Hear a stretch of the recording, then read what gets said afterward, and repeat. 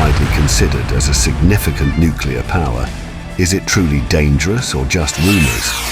In this video, we will examine the nuclear inventory of the Indian Army, which is believed to be one of the world's most important nuclear forces, but is less known. We need your support in our research to create quality content. We would greatly appreciate it if you could like and leave a comment. If you're interested in these topics, we'd be happy if you subscribe. Without further ado, let's get started. In accordance with its nuclear doctrine published in 2003, India aims to use nuclear weapons for retaliatory purposes only in the event of a potential nuclear attack on its territory or against any personnel of the Indian Army as outlined in the doctrine. The doctrine also considers retaliation against chemical or biological attacks as a legitimate response. Now, considering India's ancient Hindutva ideology, could the phrase "smaller than the smallest support of everything, despite everything," and knowing as bright as the sun, beyond darkness found in the Upanishads, which are sacred texts in this ideology, allude to the concept of the atom?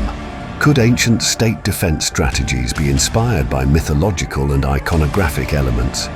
Let's explore India, a major regional power in Asia, and its nuclear capabilities. According to the latest report from the Stockholm International Peace Research Institute, India possesses around 130-140 nuclear warheads, making it the seventh largest holder of nuclear warheads. The authority to activate nuclear power in India lies with the Prime Minister, who also presides over the Nuclear Command Authority, the sole body with the power to authorize nuclear attacks against enemies. The majority of India's nuclear warheads consist of ballistic missiles or rockets, i.e., strategic nuclear weapons capable of hitting long distances. In the hypothetical scenario of a Third World War, these would likely be deployed. The inventory of ballistic missiles in India includes Agni, India's flagship missile, with variants ranging from 1850 to 5,500 kilometers, considered among the world's best ballistic missiles. Prithvi. These missiles, with a 1,000-kilogram warhead, are categorized into three types, with ranges of 150, 350, and 750 kilometers, equipped with liquid-fuel twin engines for hitting ground targets. Prahar. Serving as both a tactical missile system and a battlefield support system, Prahar has a range of 150 kilometers and can strike a target within 4 minutes, launching 6 missiles in a single salvo. Shaurya, a hypersonic tactical missile system carrying a 1,000-kilogram nuclear warhead with a range of 1,900 kilometers. All these nuclear ballistic missile systems are developed by the Indian Air Force and the Defense Research and Development Organization, DRDO.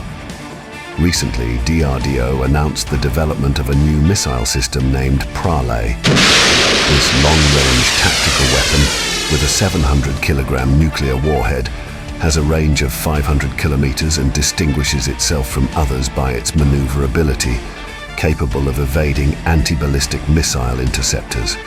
Undoubtedly, India's nuclear weapons possess significant tactical and strategic strength as indicated by the data above. Consequently, in the event of a potential nuclear war where India might exercise its nuclear capabilities, there are risks such as the loss of millions of lives, significant ecological damage, and a complete upheaval in the global climate.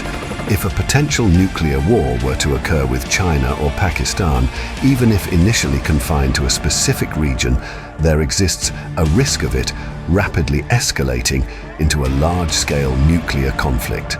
While predicting future nuclear disaster scenarios in the Pacific and Asia remains challenging, we will continue to examine this issue based on current data in the coming period. Ultimately, diplomatic processes also have the potential to prevent possible catastrophes.